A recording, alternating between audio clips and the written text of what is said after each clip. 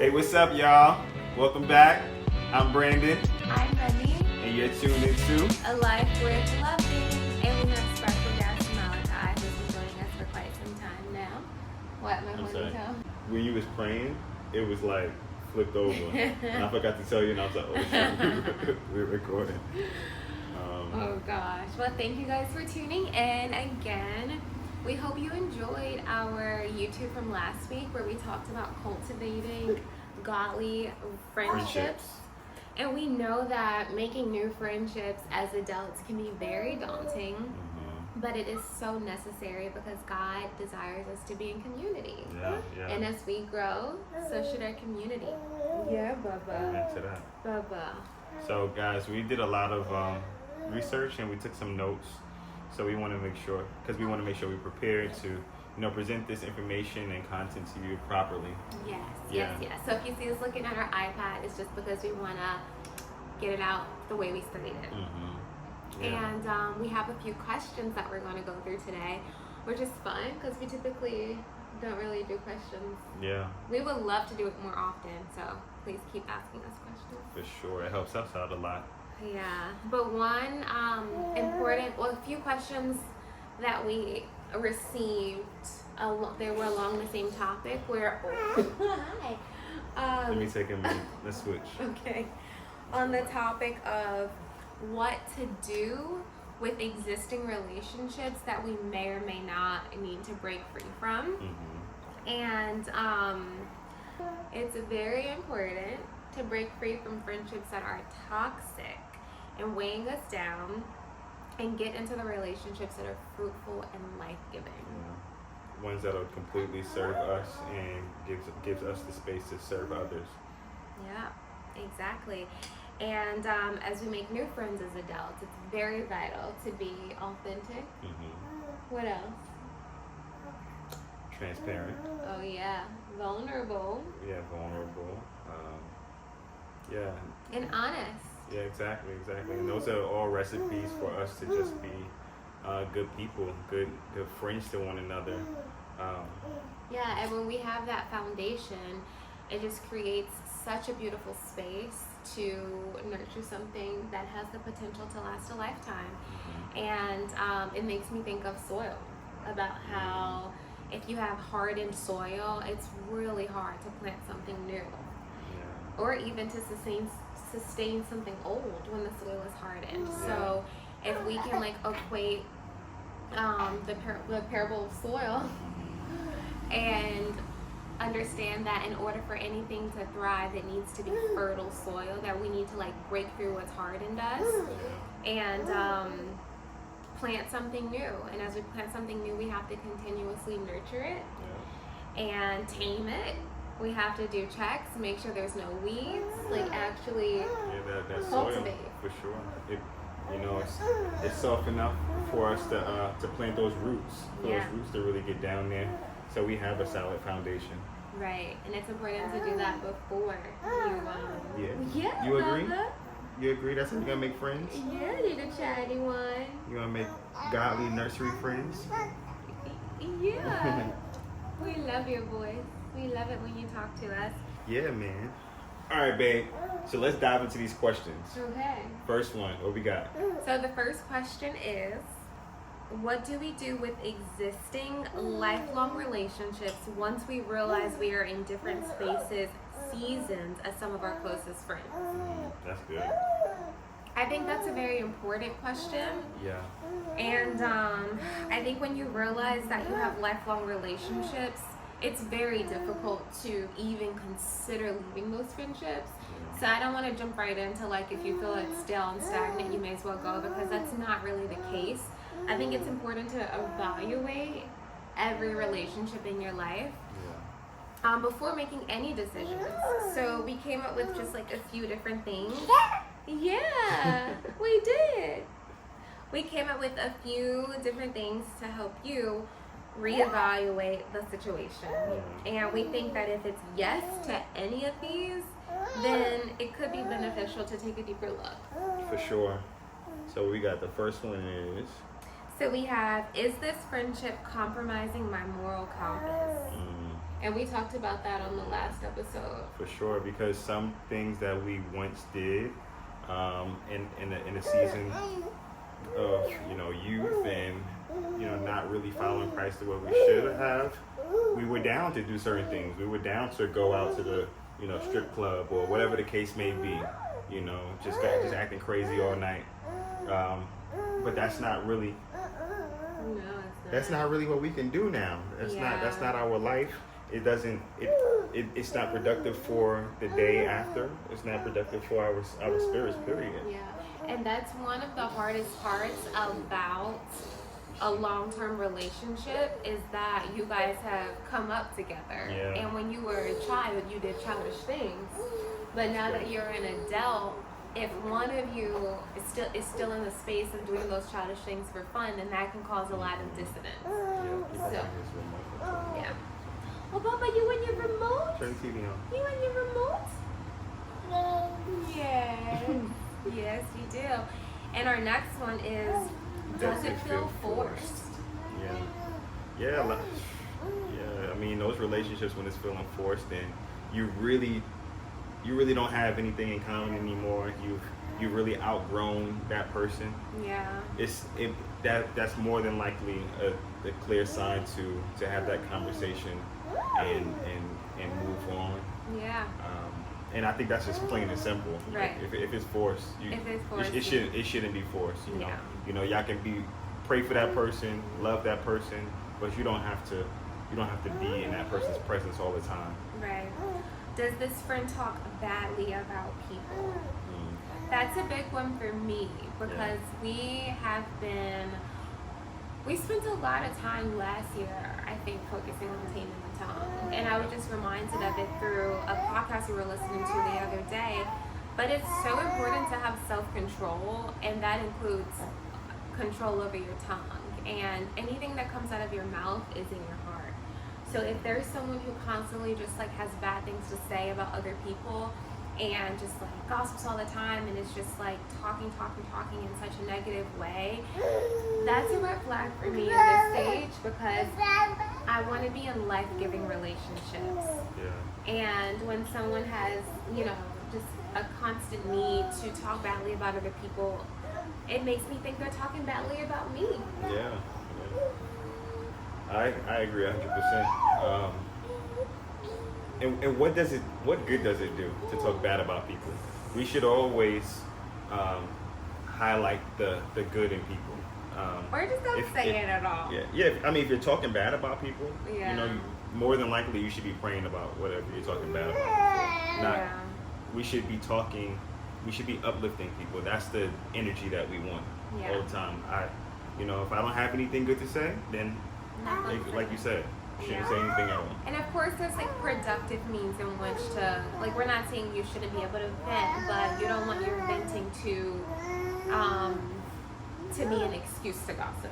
Yeah, or even just shady talk. If someone has something going on in their life, it's just if you start out on that kind of shady side, it just doesn't go anywhere, and that's not really what we're about, Right. And I'm pretty sure if you're watching this, that's not what you're about either.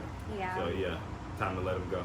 Next question to ask when it comes to reevaluating friendships: am I always heavy and drained after being with you?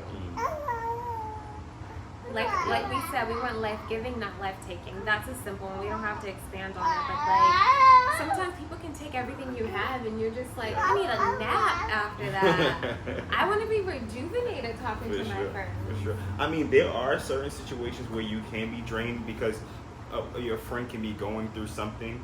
They can be in a certain season of distress, marital problems, and you can take on those things, and that can be a lot. But that's your duty as a friend. Yeah. But if you're in a relationship where that friend just takes and takes and takes from you, and there's nothing reciprocated, you can't pour from an empty glass. So that's what we're talking about. Yeah. Someone that just takes and takes. But lean into those relationships where you have to be, you have to give a lot because your friends may need you in a certain season. But if it's the entire book of your life, then I mean, And also, when it comes to being there for your friends when they're going through things, I don't actually feel drained in that capacity. I almost feel called. That's I look forward to helping my friends when they Yeah. go through certain things and when they need prayer or counsel, whatever the case is. So like that's not an instance that drains me. And if you do have a friend who you feel like, oh my God, I can't go to them because they're going to feel exhausted by me, then that's also a layer to reevaluate, because you Yeah. want to have that safety to go to your friend when you are in times of need. That too. Did I have to assume a lower position to fit in?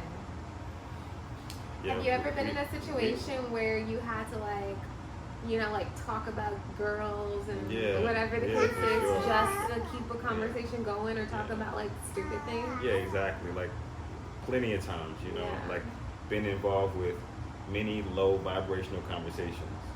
We always talk about higher conversations nowadays, but Yeah. unfortunately, when we're in our childish seasons and childish chapters of life, we try to fit in, by just seeming cool and just Yeah. going with it. I'm guilty of that. Definitely.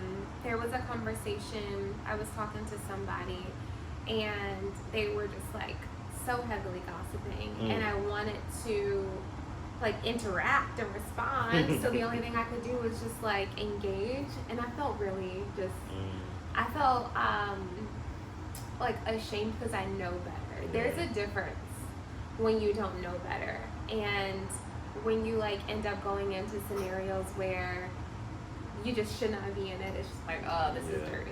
Let me get out of here. Yes, I get quick to be like, no comment. Yeah, I don't just have. change the Yeah, subject. change the topic. Man, Do I feel like I can't be myself and have to act a certain way that's no longer who I am? That kind of goes along with the other one. Yeah. For sure. That's like pretty common to understand.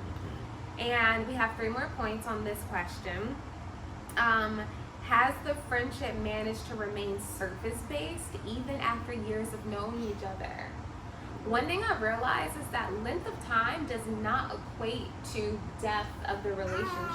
For sure. Like, you can know somebody for 20 years and still just talk about everything but what's really going on. Yeah, I mean, I was cool with it back then, but Yeah. now You need to have deeper conversations. I need to have deeper conversations. I need to feel what you're going through. I need you to understand and feel what I'm going through, and just be able to talk on that level, and just provide some type of wise counsel or just something to relate to. Yeah. Right. Malachi has so much to say. I can't wait till he can actually talk. Right? You need your own channel. No, you're part of our channel. You're part of ours. This is a good one. Am I keeping this friend around simply because of longevity when we both know there's no real depth to the relationship? So that goes hand in hand with the other one. Sometimes we've just been friends for so long that we stay in it because there's just this like day one culture that we're in right now where you prioritize longevity over actual substance. Right.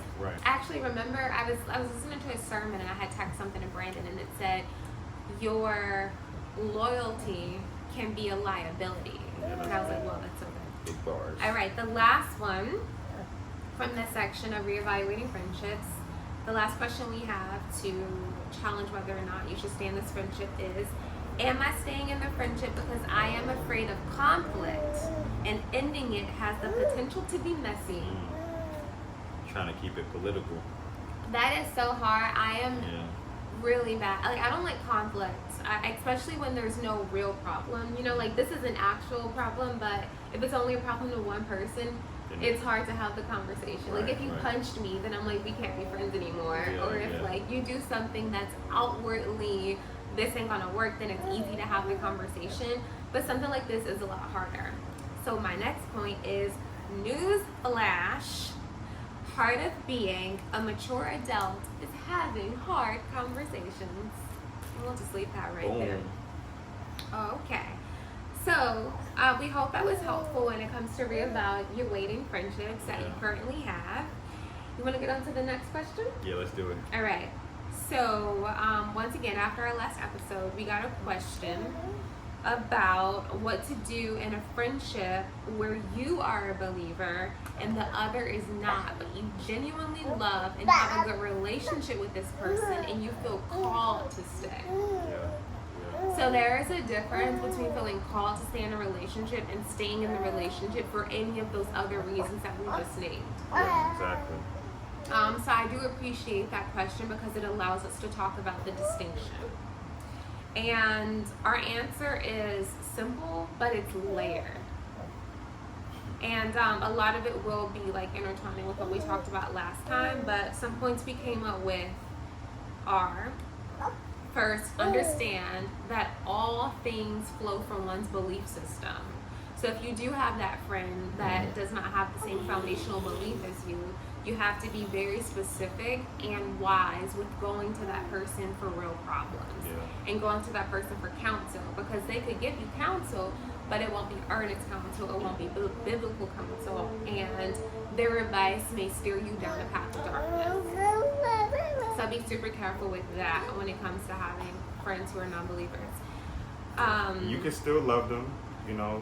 We're called to pray for people, and the thing about us is we gave our life back to Christ. So again, we were once living the same life as that friend, but what we can do is be the light in their life now. We can lead by example, and when conversation comes up, and the thing that we should say but we don't say, we should actually say it in those moments, and just and say it with love. Like, hey man, like, you know, whatever the case is, you know, we just have to be the light, encouraging, changing topics when they go left. That's how we can conduct ourselves in those relationships with people that are non-believers, because as we've learned also, those that do not believe do not know. Yeah. So we have to live up to those teachable moments. Yeah, exactly. We have to be the feet that carry the gospel. The next point is try your best to always impart more on them than you take away. So if you go into that setting, don't become that setting, but leave some of you for them to become you. Next point, never be ignorant to the warning that bad company corrupts good character. And I think that is a very wise proverb, because so easily Yeah. You got something to say about this? Huh? Yeah, because we can be so naive in our ability to think that we can be around negativity and not also become that. Yeah. It's kind of like like listening to music. Let me just check our light real fast. It's getting dark. Yeah, it's getting dark. Sorry about that. We had to get the light on because our sexy dark lighting wasn't working anymore. You were saying music? No, I was just saying, you know, it's kind of like when you listen to music, you feel like it's kind of in your spirit. Oh yeah, when I'm listening to music, I'm ready to pull out the gun, shoot 'em up, bang bang, pull out the clip, load it twice, empty the clip, drive down the block. All right. Yeah. So back to friendships. See what happens when you're with your friends? They got you listening to load the clip, go out to the party, you know, take the shots, I get regularly crazy. load the clip. All right. And always pray for them in their salvation. You don't have to like hit them in the head with the Bible. Like, we don't recommend that, but we do recommend that you pray for your friends, especially if you feel called to be in this relationship. You do have to trust that calling, that there is a reason why, right, Bubs? There is a reason why you're in that relationship. So continue to pray for those friends. Yeah. And always show up as the godly example. Keep in mind that as a child of Christ, you have been set apart. And what makes you any different if you are talking the same and walking the same as non-believers? So we have to realize that even when we are in the company of our friends who don't believe in God, that we still hold ourselves in a way that when they look at us, they're like, oh, I love what God has done in your life. Like, I want some of that. There's something different about it. Yeah, we want them to want some of that. And for that thing, we can't boast about, because we didn't do this in our own strength. It's simply from the Lord. Right. So yeah, that is our advice on what to do in friendships where you are the only one who believes in the Lord. And we have 2 more questions. The next one we received is, how do we stay on the same page about learnings and convictions, especially when the realizations come from one or the other? Yeah, that's a really good question. Did I ask that in a weird way? Did that make sense? Basically, like, if, for example, with the whole friendship thing, I was doing a Bible study where I was leading for friendship, and every time I would come across something, I'd be like, oh my God, babe, you gotta hear this. Yeah, like, what do you think about this? And my perspective is, we're not only meant to start out equally yoked, but to stay equally yoked. And the only way that we can stay equally yoked is if we're constantly sharing our learnings with each other. Yeah. So if I'm doing all this deep diving and studying in the Bible and learning about new things and having new perspectives on things, and if I keep it to myself and I'm not sharing it with my husband, how is he supposed to learn those things? Right. And vice versa. Like, he'll have an encounter with God and tell me what was revealed to him. And that constant sharing of what we're going through keeps us yoked. Yeah. Keeps us equally yoked. And there's no way that we could walk in the same direction if we're... Wait, how do you say it? There's no way that we could walk together... I wrote it down. Hold on. Oh, here it is. If 2 are not walking in the same direction, are they actually walking together? That's biblical. Good. I don't know where it came from in the Bible. I just know it's biblical. That's biblical, right? Yeah. So yeah. Yeah. So it's not really difficult for me to digest what Remy is giving me, because the foundation of our relationship is trust, and I know who she's seeking. I know she seeks the Lord. So whatever she is teaching me in that moment is not to harm me, and that's just what it is at the end of the day. So it's up to me to go back and do the research so I can continue to walk in the same direction as my wife. It's important for you to be, back to what we said before, equally yoked, right? You got to be equally yoked, because when Remy did this research, right? I didn't know this information biblically, but it was in my heart already. It was in my mind already. The people that I once hung around, we don't hang around. We don't hang out as much, but that's just because the way my life is going. I have a child, I have a wife, I have a dog, I have multiple responsibilities, so I can't do those things. The Bible really just breaks it down and gives you the foundation to confirm what you're doing is wrong or what you're doing is right. So when Remy came to me with this information, I'm like, oh wow, okay, well, that's what I'm doing anyway. But it helps with the guilt, I would say, because sometimes I do feel bad about taking a seat back or not hanging out with my friends, or like that. They may think I just don't like them anymore, or I think I'm too good for them. But it's not that. Yeah. It's that this path is very narrow, and if I want to be present with my son in the morning, I can't go out. I can't leave the house at midnight, because that's gonna make me get home at 4 o'clock in the morning, 5 o'clock in the morning, and that's when Malachi wakes up sometimes, or most of the time. So I can't really play around, because then I'll be too drained, and then all the responsibilities on Remy, because I can't function the next day. Yeah. So the word is actually confirming how we should live our lives for these chapters, these new seasons in our life, I should say. So yeah. That's good, babe. I fully agree with that. And our last question, someone wants to know, what do we do when we meet a new friend, but that new friend doesn't have a relationship with God? My answer to that is, every relationship don't have to be a friend. You know? Like, it's just that simple. You can meet someone and have an affection towards them, but realize that maybe this is a mentor relationship, a mentee relationship, maybe this is a business relationship. Yeah. Maybe this is my neighbor, maybe this is someone who I see because they have a kid who I like to play with for Malachi, or whatever the come back, Baba. Come on, Speedy.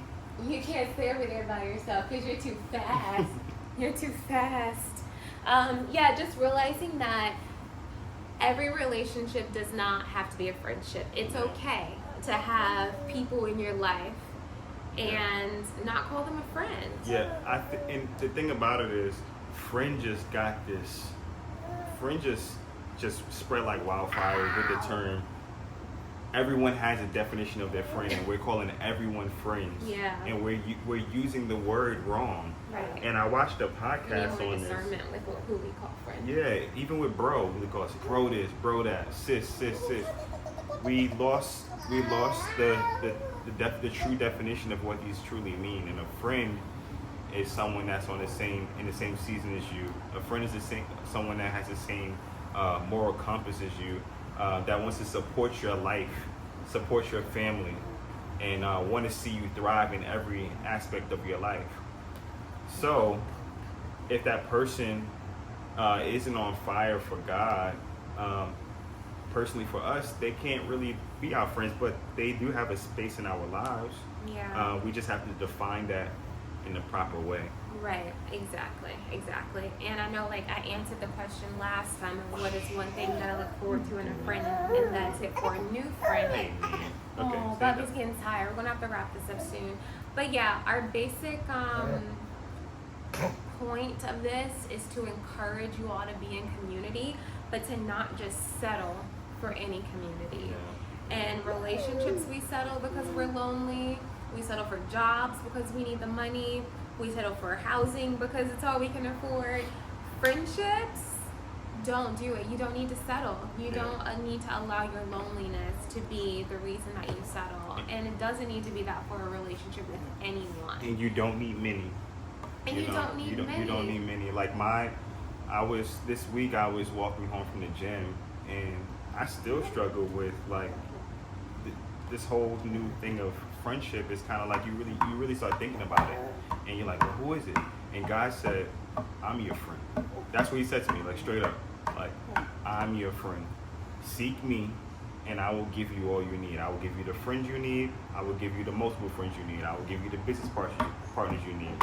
He gave me the wife I needed. He gave me the child I needed. He gave me the home I needed. So continue to seek him. Yeah. You know, like he is your ultimate friend. Yeah. And God is a provider. It doesn't stop at money. It doesn't start and stop at money. Like he provides people as well. And I think if we can just like call on him the same way we do when we're like broke, busted, and disgusted, if we can call on him that way for friendships, just imagine the life-changing friendships that will come into your life. Like he wants this for us. It's his desire for us to be in community with people who love him. Bingo. So yeah, but he is the ultimate friend. He's the friend who laid down his life so that we could have everlasting life. And his command is for us to love everyone above all else, is to love. So once you reevaluate your friends, if you do realize that there is a friend who you need to put some distance between you guys, do it in a loving way. Yeah. Love that person from a distance. Let them know that you appreciate the relationship as it was, but you do realize that you have to move on from this friendship, and that it is with nothing but, I don't want him to hit his head in case he leans back, nothing but love in doing so. You can have clean endings. It does not have to be dramatic. So yeah, and we're just really excited for all of you guys to get into community. I love this phase of life where I'm just like meeting new friends and continuing to nurture my existing ones. Yeah. So let us know how your friend building is going, or the cleanup circle of friends is going. Let us know. Yeah. We're interested in however we can help and provide tips. And if you have some tips for us, let us know. Yeah, we both don't have our rings on today. Oh, we match. Also, let us know what you want us to talk about next. Yeah. Would you like another friendship series, or do you want us to just like talk about something else? Yeah. So just let us know. We are here to serve you. You guys are our community, and we're so grateful for you for being here and watching, and we cannot wait to touch base next week. All right, y'all. See y'all next week. Peace.